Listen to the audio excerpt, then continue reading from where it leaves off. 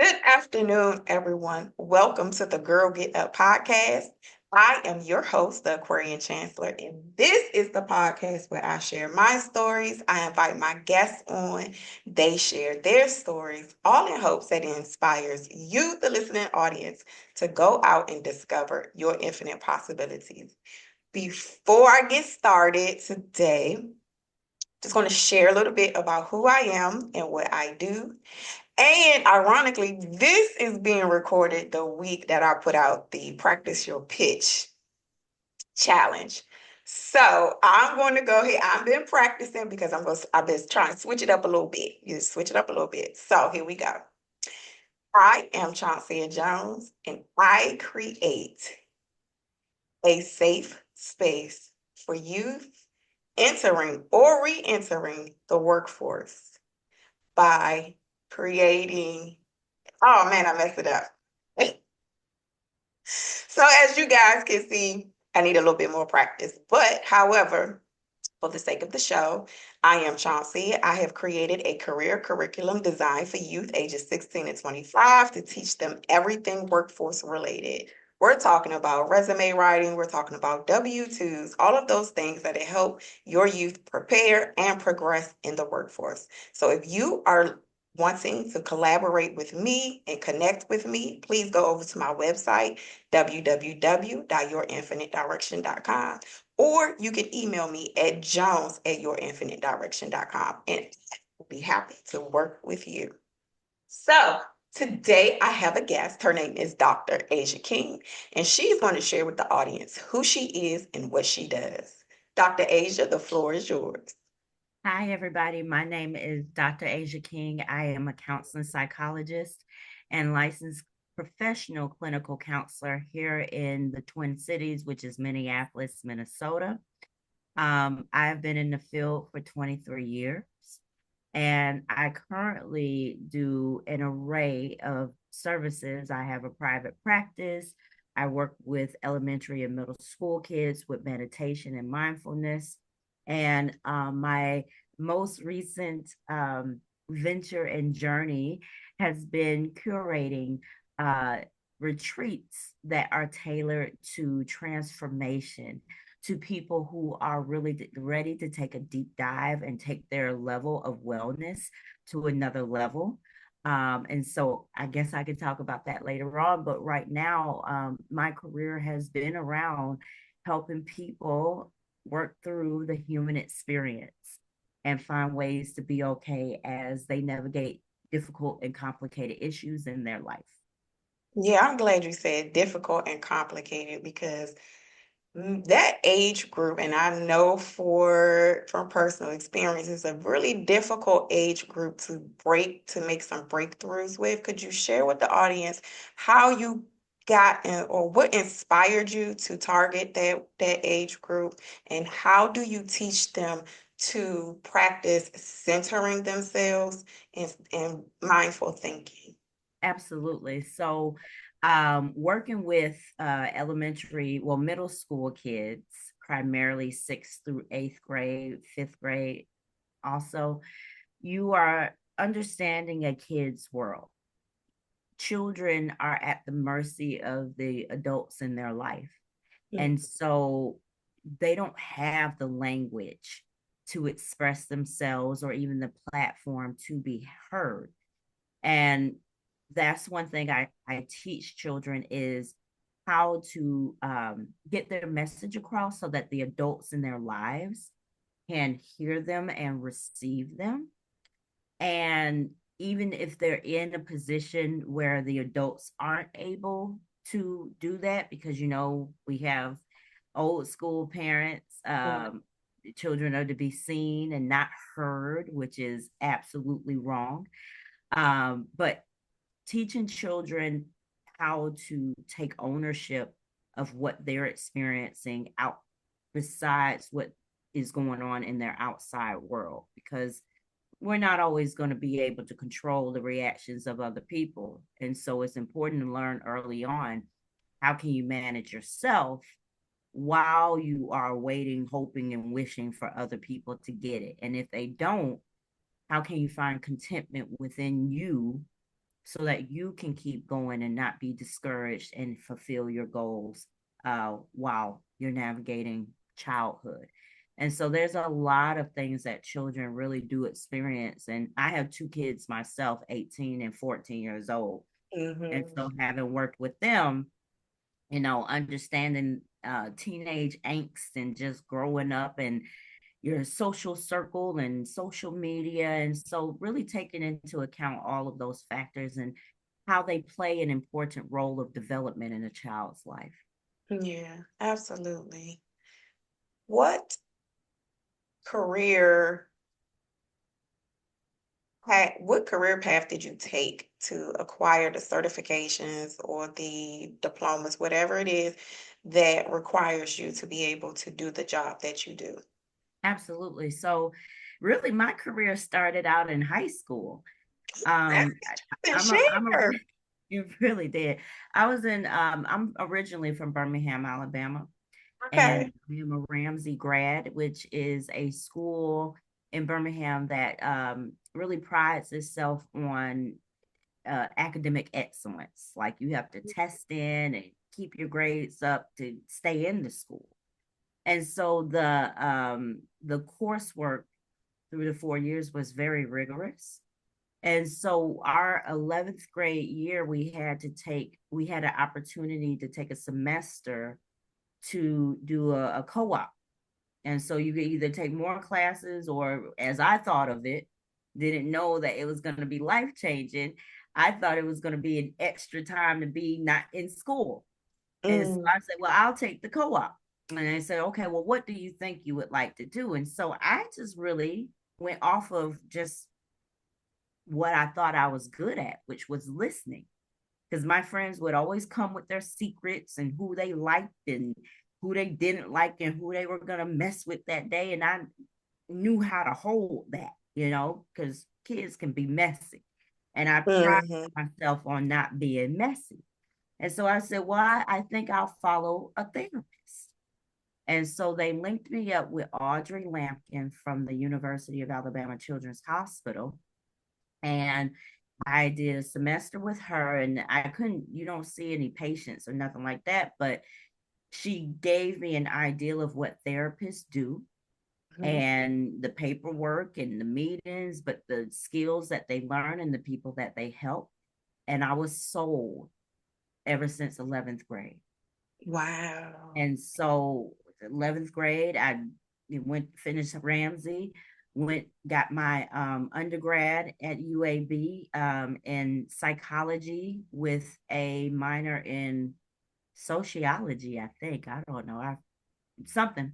And so I did that. And then I went straight to graduate school. And the biggest thing that was put upon me was don't stop, Mm. go straight through. So I didn't take a gap year. I didn't do anything. I just got my bachelor's, got my master's in community counseling in Atlanta from REC University. And then I went straight through and got my doctorate from REC University in Washington, D.C. Oh, in, that's okay. in counseling psychology. And so in between that time, I would be working, having kids. I was married. My mama said, all you do is go to school and have babies. I said, well.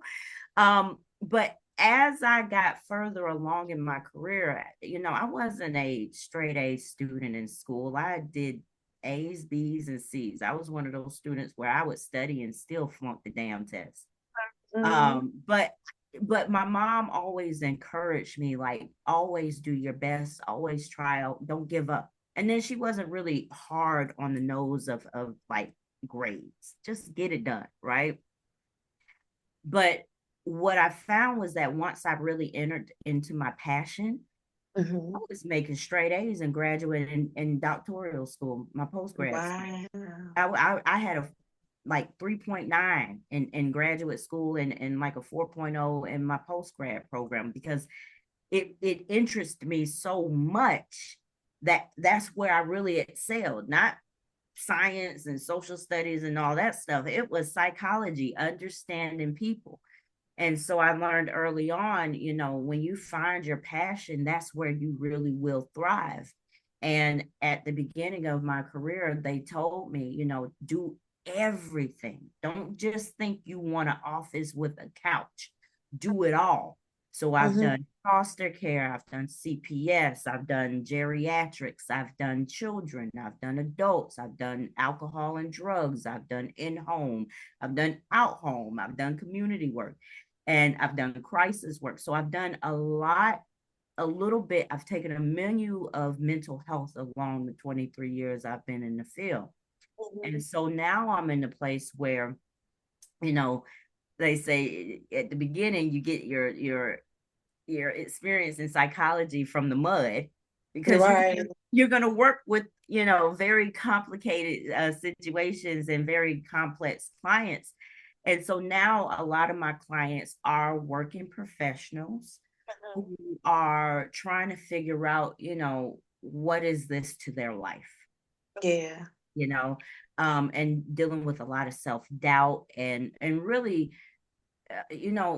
how do you function as a person in the world? Mm-hmm. And so it's not as intense as it was when I first started my career. But now I've had the ability to start hosting and running retreats, Mm-hmm. which allows me to now take people away to help them reset.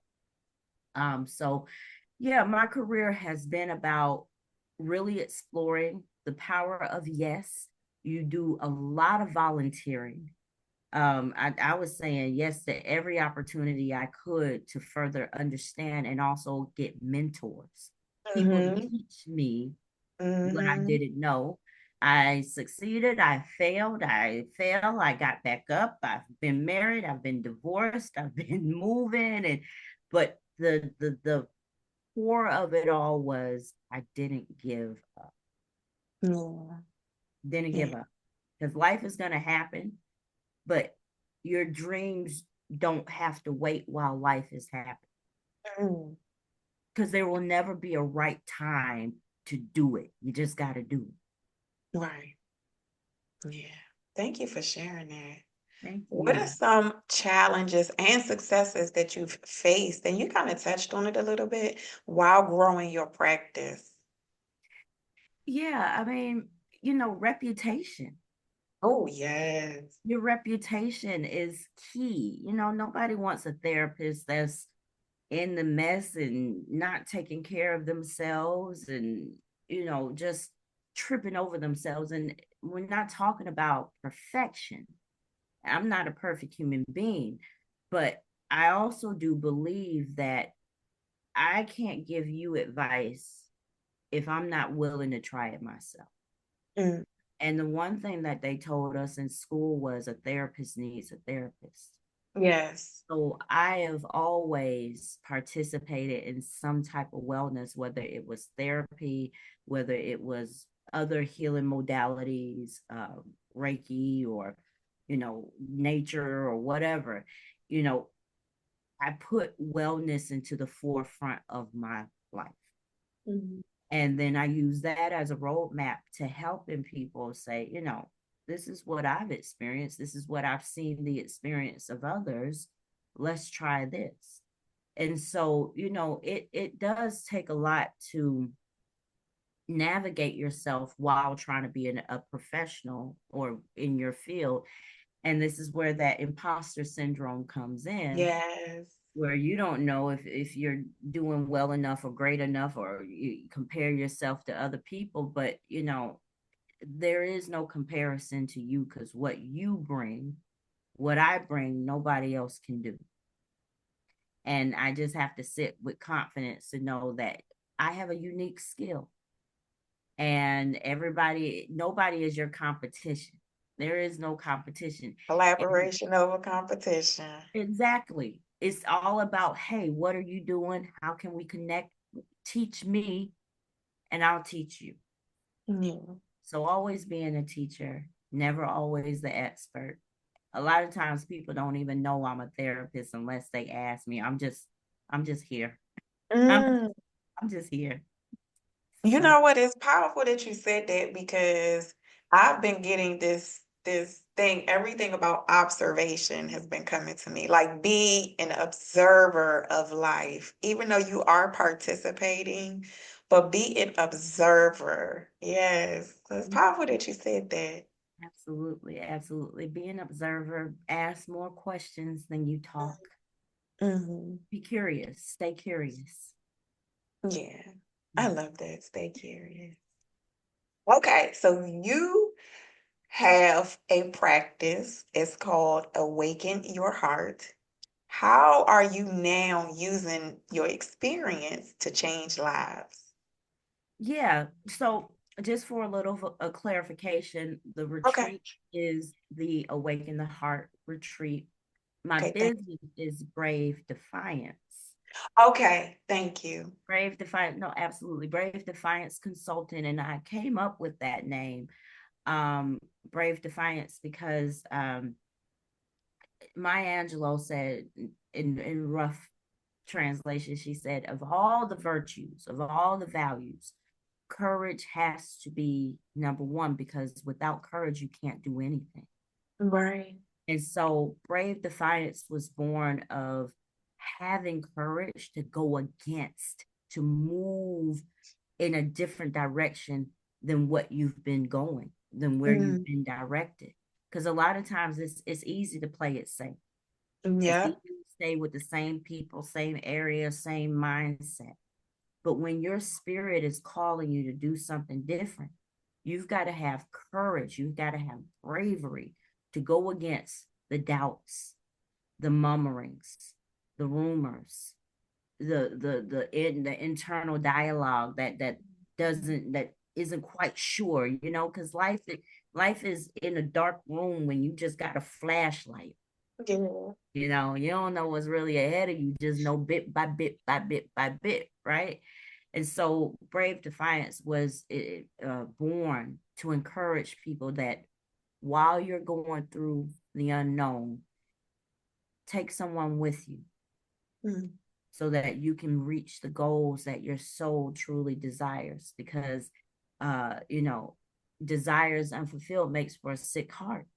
mm, We get sad when we can't do the things we really truly want to do, and it really creates illness within us. yeah. We can't break free.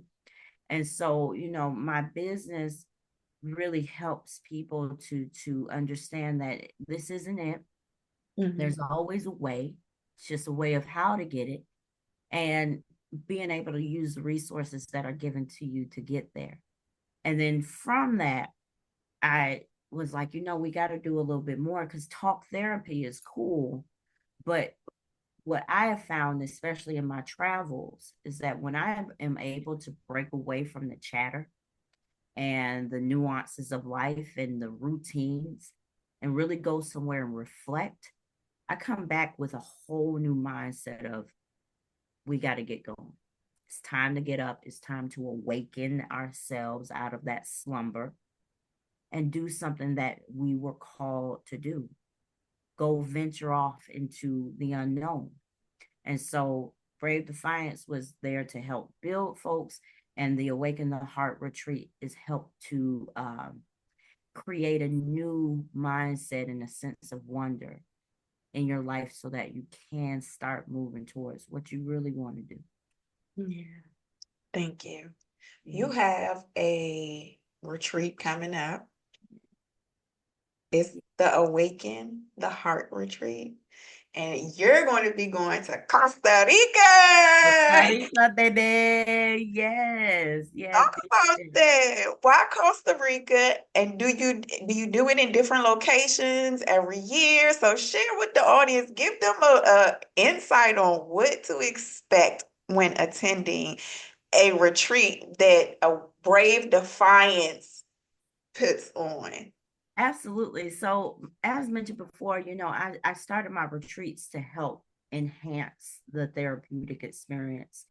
And that really came from, like I said, my own travels. I've been to Morocco and Greece and Mexico and Caribbeans and stuff. And what I found, and I took solo trips. So I went Mhm. solo to Morocco, I went solo to Greece. And what I found in those trips were opportunities to break me, break Say me that again. in opportunities. Those trips were opportunities to break me. And I Wow. mean, break me in the sense of, you think you know life Mhm, till you go mhm. visit another culture, another side of the world. We haven't the slightest clue what this life is about. You need to Right. really go visit other cultures and communities and countries to see that this hustle and bustle stuff, Mhm. this constant comparison of self, this constant, how are you doing today? Oh, I'm busy. Mhm. You're not living like that over there. They're not living like that over there. And so those trips really broke me into re-examining how was I living my life? How was I manifesting to the fullest my potential? And how was I really expending my energy, my friends, the places, the food I was eating? Like it really broke into something better.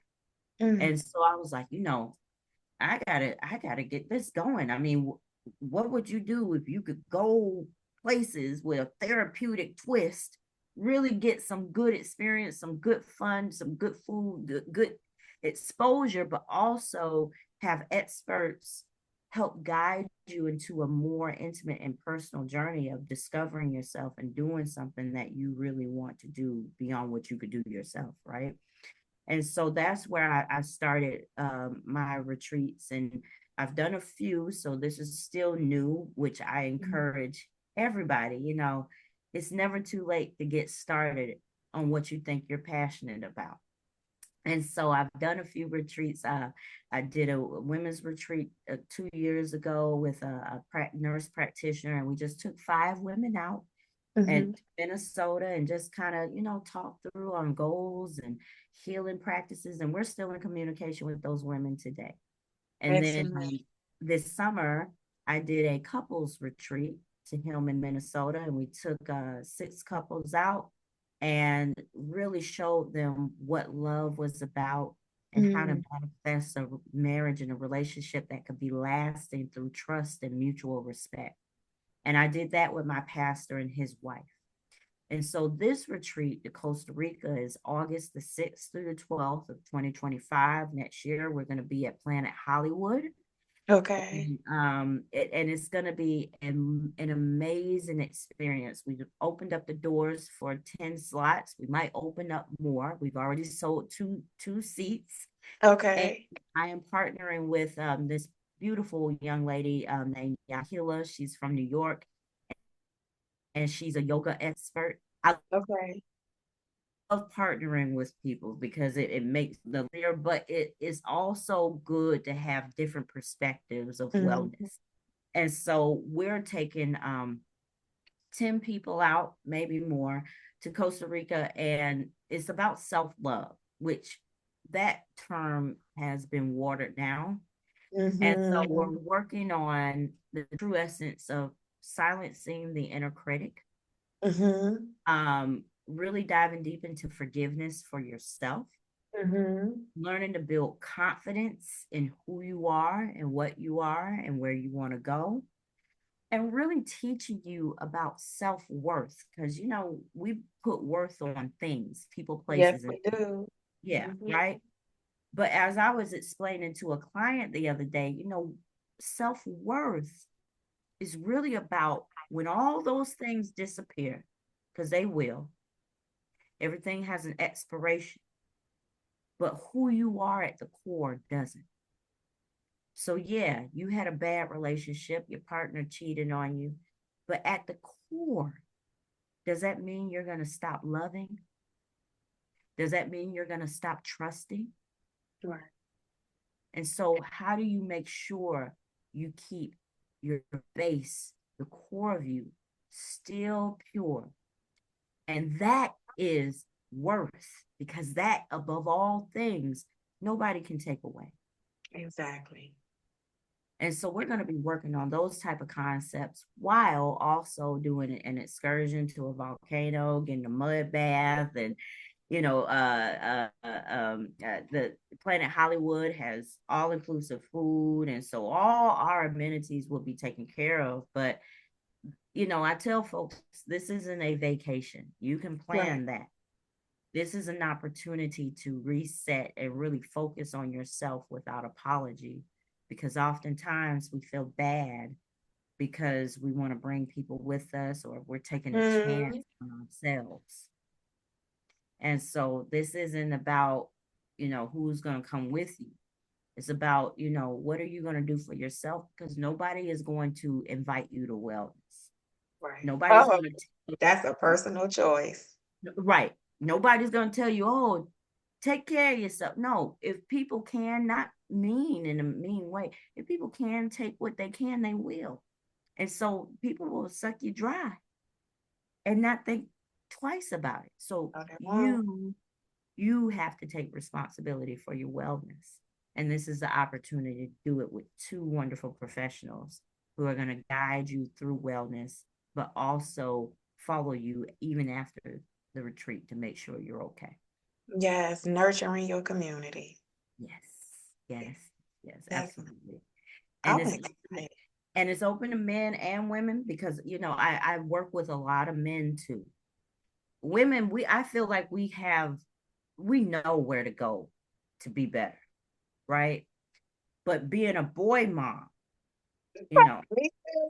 I am a boy mom, right? Oldest And of twins, like yeah. yes, and so the messages that they got growing up, it's not evident, Mhm. it's not apparent to men where they can get help. Yes. And so I'm encouraging men like this is for you too. This isn't just for women. So come on, come along and get some relaxation, some healing so that you can go back into whatever manhood and life and leadership you're looking to do. Yeah. Let me ask you a question about that. Do you think from your experience that men have a level of shame around that healing conversation? Absolutely. Absolutely. Because, society makes them feel like they should have it together. Mm-hmm. Like like it's just ingrained in them to know what to do. But men are figuring it out. Men are figuring it out just like us. And depending on who are their role models, you know, sometimes they have a huge sense of manhood. Mm-hmm. And this creates even more mental health. I have so many men who are struggling with depression and anxiety. Mm-hmm. It is, yeah. And anxiety, they are struggling with anxiety. They are afraid of letting their family down, themselves that like the fear of failure is so real. Mm. And so, when I work with men, to be able to communicate that, especially men who are married or in a relationship, Yeah. when I do this thing of where I kind of, not speak for the man, but I verbalize what he struggles saying to his wife in session. I'll say, Mr. Jones, tell me if that's wrong or not. But, this is what I'm thinking is going on. You want to do well by the wife, but you're afraid that every time you mess up, she won't be proud of you. So you just really step back. And that's what makes you quiet. And he'll say, Yeah. and the wife will be like, I never knew that. Why didn't you tell me? And men communicate, they just don't communicate the way we want them to communicate. So I Right. teach women to watch for the subtle signs of the messages from their men. But I also teach men on how to be emotionally intelligent because they're afraid, oftentimes they're afraid of their feelings. Mm. And so we practice, how to feel what you feel. And it doesn't mean anything less of what manhood is. It just means that you're human. Right. And so acknowledging that, normalizing that, they start to get their own language around what they need. And then they can stated rather than acting out. Yeah.